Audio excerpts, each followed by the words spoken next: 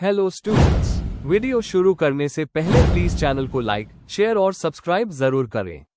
एक important information, अगर आपको इस वीडियो के नोट्स चाहिए तो डिस्क्रिप्शन बॉक्स में दिया गया डाउनलोड लिंक चेक करें।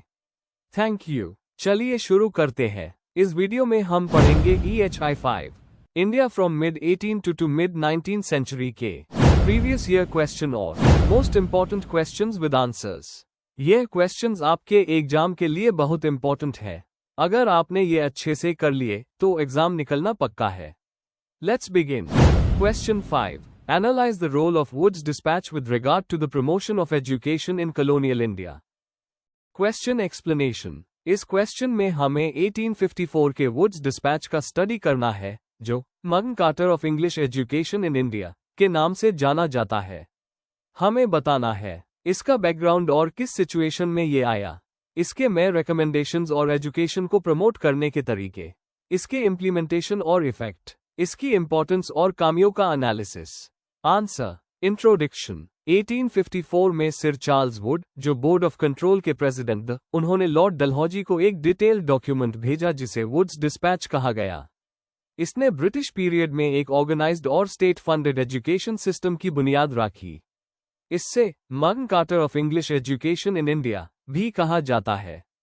इसका एम था वेस्टर्न नॉलेज का स्प्रेड, एजुकेटेड इंडियंस का क्रिएशन जो कॉलोनियल जॉब्स कर सकें, और सोसाइटी का moral intellectual development. Main body. 1. Background of Wood's dispatch. पहले के एफर्ट्स। 1813 का चार्टर एक्ट एजुकेशन के लिए फंड्स अलाउ करता था। 1835 का मैकॉलीज मिनट इंग्लिश एजुकेशन प्रमोट करता था, लेकिन एक कंप्लीट प्लान नहीं था। रिफॉर्म की नीड। मिड 19 सेंचुरी तक एजुकेशन को स्टैंडर्डाइज और एक्सपेंड करने की जरूरत थी। मिशनरी काम, इंडियन मिडिल क्लास की डिमांड और कॉलोनियल क्लास की रिक्वायरमेंट ने पॉलिसी की नीड बढ़ा दी। 2. Main recommendations. A. Medium of instruction. Higher education में इंग्लिश का उस प्राइमरी लेवल पर वर्नाक्युलर लैंग्वेजेस प्रमोट करनी। बी. एजुकेशन का स्ट्रक्चर। प्राइमरी स्कूल्स गांव में, लोकल लैंग्वेज में। Middle, high schools district level पर। कॉलेजेस प्रोविंशियल लेवल पर, यूनिवर्सिटीज से एफिलिएटेड। सी. यूनिवर्सिटीज का एस्टैब्लिशमेंट। कैलकाटा, बॉम्बे और मद्रास में यूनिवर्सिटीज बनाने का recommendation university of London model पर। डी. स्टेट का रोल। गवर्नमेंट को एजुकेशन का जिम्मेदार बनाना, प्राइवेट और मिशनरी एफर्ट्स को भी एनकरेज करना। ए. Teacher training. टीचर्स के लिए नॉर्मल स्कूल्स एस्टैब्लिश करना। F. Technical and professional education. Engineering, medical और वोकेशनल कोर्सेस प्रमोट करना। 3. इम्प्लीमेंटेशन और impact. Positive impacts. University system. 1857 में कलकत्ता, बॉम्बे, मद्रास यूनिवर्सिटीज एस्टैब्लिश हुई। स्कूल्स का स्प्रेड। प्राइमरी और सेकेंडरी स्कूल्स काफी बढ़े। इंफ्रास्ट्रक्चर। स्टेट एडेड इंस्टीट्यूशंस का एक ऑर्गेनाइज्ड नेटवर्क बना। Educated middle class. इस क्लास ने पॉलिटिकल अवेकनिंग और रिफॉर्म्स में इंपॉर्टेंट रोल प्ले किया। लिमिटेशंस। एजुकेशन ज्यादा अर्बन एरियाज तक लिमिटेड रहा, रूरल लिटरेसी लो थी। फोकस ज्यादा क्लर्क्स प्रोड्यूस करने पर था, मास लिटरेसी पर नहीं। वर्नाक्युलर एजुकेशन को कम फंडिंग मिली।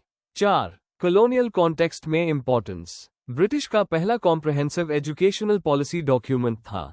एड हॉक स्टेप से एक प्लान सिस्टम की तरफ शिफ्ट हुआ। वेस्टर्न एजुकेशन को प्रमोट किया, लेकिन एक्सेस में इनइक्वालिटी बनी रही। कंक्लूजन। वुड्स डिस्पैच 1854 ने इंडियन एजुकेशन का डायरेक्शन बदल दिया। इसने एक ऑर्गेनाइज्ड सिस्टम, इंग्लिश और वर्नाक्युलर दोनों को प्रमोट किया और यूनिवर्सिटीज एस्टैब्लिश की। लेकिन इसका रूरल रीच लिमिटेड था और मोटिव ज्यादा कॉलोनियल नीड्स को सर्व करना था। फिर भी इसने मॉडर्न इंडियन एजुकेशन सिस्टम की फाउंडेशन रखी जो आगे चलकर इंडिपेंडेंट इंडिया के पॉलिसीज को इन्फ्लुएंस करती रही। अगर आपको इस वीडियो के नोट्स चाहिए तो डिस्क्रिप्शन बॉक्स में दिया हुआ डाउनलोड लिंक जरूर चेक करें। Thank you. Question 6, describe the process of the emergence of the Sikhs state in the 18th century. Question explanation. इस क्वेश्चन में हमें यह बताना है कि 18th सेंचुरी में सिक्स स्टेट कैसे बनी। हमें सिख पंथ का ऐतिहासिक बैकग्राउंड, गुरु गोबिंद सिंह का योगदान, खालसा की स्थापना, मुगल शक्ति के पतन के बाद पंजाब की स्थिति, मिसल्स का उदय और महाराजा रंजीत सिंह के द्वारा एकीकरण सब कवर करना है। सामाजिक, धार्मिक और राजनीतिक दोनों पहलू समझाना जरूरी है। आंसर। इंट्रोडक्शन। 18वीं सेंचुरी भारत के उत्तर भाग के इतिहास में एक निर्णायक दौर था, जब मुगल शक्ति कमजोर पड़ रही थी और पंजाब में राजनीतिक अस्थिरता थी। सिख पंथ, जो गुरु नानक के समय एक धार्मिक समुदाय था, गुरु गोबिंद सिंह के समय एक सैनिक शक्ति में बदल गया। खालसा की स्थापना और बाद में मिसल्स का उदय ने सिख शक्ति को मजबूत बनाया। 19वीं सेंचुरी की शुरुआत में महाराजा रणजीत सिंह ने इन बिखरे हुए इलाकों को एक मजबूत राज्य में जोड़ दिया। Main body 1. पिछोकड़, मुगल शक्ति का पतन और सिख सेना का उदय। 1707 में औरंगजेब की मृत्यु के बाद मुगल शक्ति कमजोर पड़ गई, पंजाब राजनीतिक अस्थिरता का शिकार हो गया। 15वीं सेंचुरी में स्थापित सिख पंथ अपनी अलग पहचान बना चुका था। गुरु अर्जन की हत्या 1606 और बाद के गुरुओं पर अत्याचार ने सिखों को अपना धर्म बचाने के लिए संगठित किया। गुरु गोबिंद सिंह ने 1699 में खालसा पंथ बनाया, जिसे एक सैनिक संगठन के रूप में तैयार किया गया। 2. गुरु के बाद बंदा सिंह बहादुर का योगदान। 1708 में गुरु गोबिंद सिंह की मृत्यु के बाद बंदा सिंह बहादुर सिख सेना के प्रमुख नेता बने। उन्होंने मुगलों पर सफल हमले किए, 1710 में सरहिंद पर कब्जा किया। बंदा ने जमींदारी व्यवस्था खत्म करके कुछ जगह किसानों को जमीन दी। 1716 में उनकी गिरफ्तारी और मृत्यु के बाद सिख शक्ति कुछ समय के लिए कमजोर पड़ गई। 3. सिख मिसल्स का उदय। केंद्रीय नेतृत्व के बिना सिखों ने अपने आप को 12 मिसल्स में संगठित किया, हर एक का अपना मिसलदार था। ये मिसल्स अपने अपने क्षेत्रों का सुरक्षण करती थी और अफगान आक्रमणों का विरोध करती थी। अहमद शाह अब्दाली के बार बार के आक्रमण 1748 to 1767 के बावजूद सिखों ने गरिल्ला रणनीति से जीत हासिल की। धीरे धीरे मिसल्स ने पंजाब के बड़े हिस्सों पर अपना कब्जा जमा लिया। 4. महाराजा रणजीत सिंह के नीचे एकीकरण। सुखेरचाकिया मिसल के नेता रणजीत सिंह ने 1790 के दशक में सिख शक्ति को एकजुट करना शुरू किया। 1799 में उन्होंने लाहौर जीत कर अपनी राजधानी बनाई। राजनीतिक समझौते, विवाह संबंध और युद्ध के माध्यम से उन्होंने अधिकतर मिसल्स को अपने अधिकार में लिया। यूरोपियन अफसरों की मदद से उन्होंने सेना को आधुनिक बनाया और अपना राज्य कश्मीर, पेशावर और मुल्तान तक फैला दिया। उनका शासन 1801 to 1839 धार्मिक सहिष्णुता, समृद्धि और शक्तिशाली सेना के लिए मशहूर था। कंक्लूजन। 18वीं सेंचुरी में सिख स्टेट का उदय धार्मिक परिवर्तन, राजनीतिक अवसर और सैनिक शक्ति का परिणाम था। खालसा की स्थापना से लेकर मिसल्स की संघर्ष और रणजीत सिंह के एकीकरण तक, ये प्रक्रिया सिख पहचान और अस्तित्व का प्रतीक बनी। 1849 में ब्रिटिश द्वारा विलय होने तक सिख साम्राज्य एक मजबूत क्षेत्रीय शक्ति बना रहा। If you need the notes of this video, there's a download link in the description box. Be sure to check it out. Thank you. Question 7. Analyze the impact of Western knowledge on the Indian mind during the 19th century. Question explanation. इस question में हमें बताना है कि 19th century में western education, science और political ideas ने Indians के सोचने का तरीका कैसे बदला।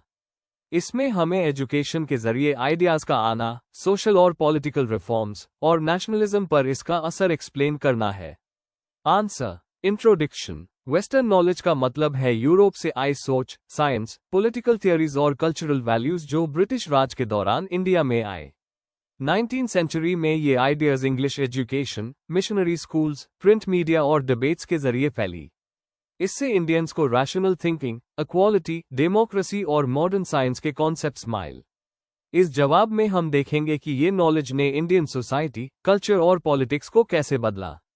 Main body. 1. वेस्टर्न नॉलेज का प्रवेश इंडिया में। Education policies. 1813 के चार्टर एक्ट ने मिशनरीज को एजुकेशन देने की इजाजत दी।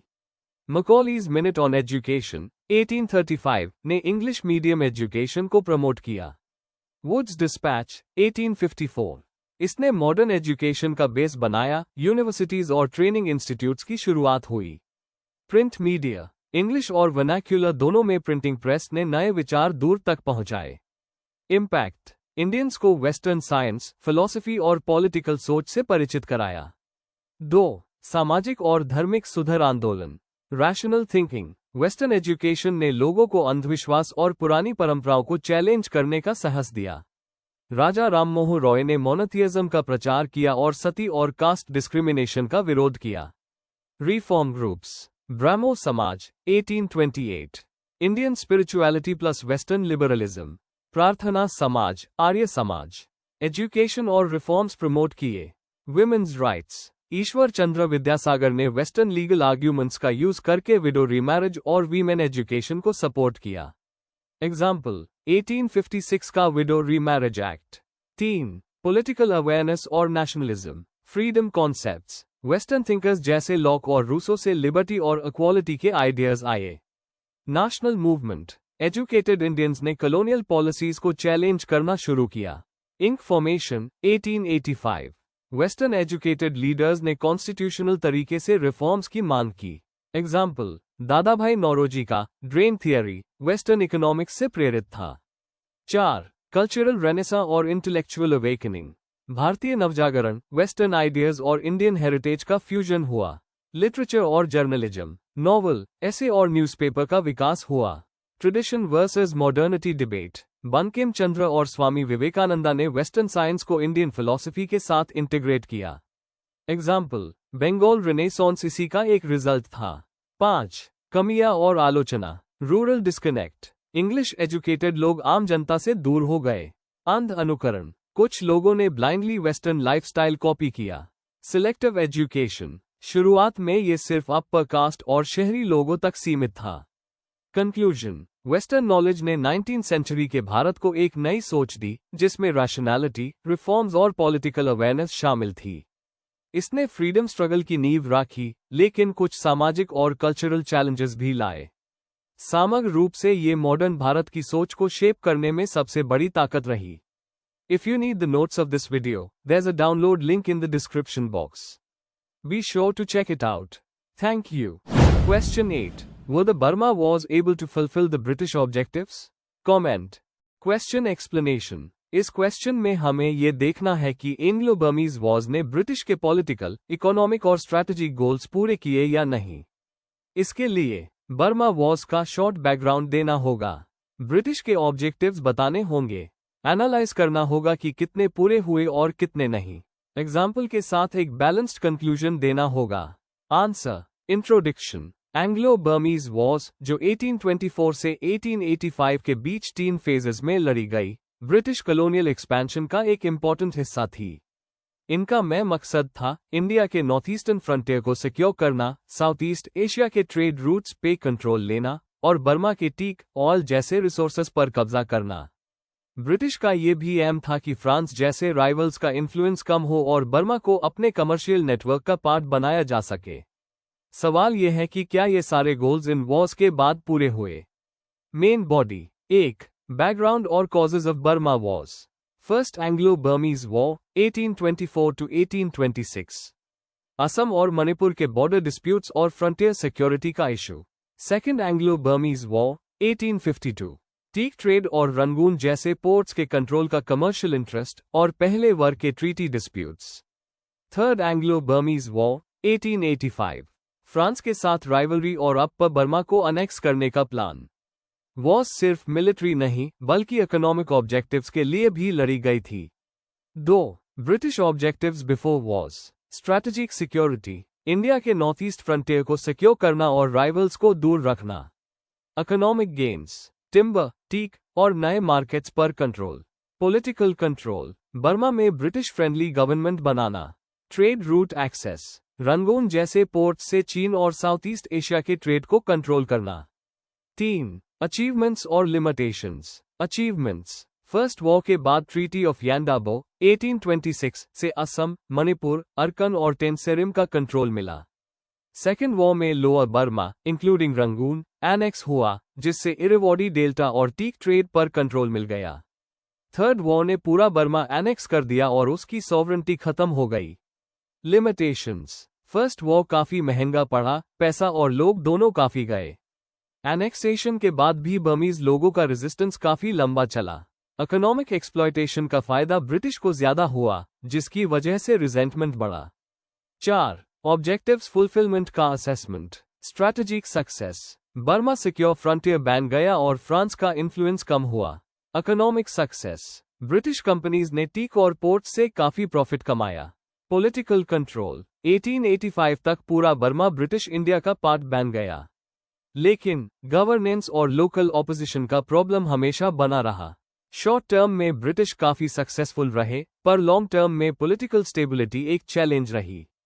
कंक्लूजन, एंग्लो बर्मीज वॉर्स ने ब्रिटिश के main objectives, security, resource control और पॉलिटिकल डोमिनेंस अचीव कर लिए।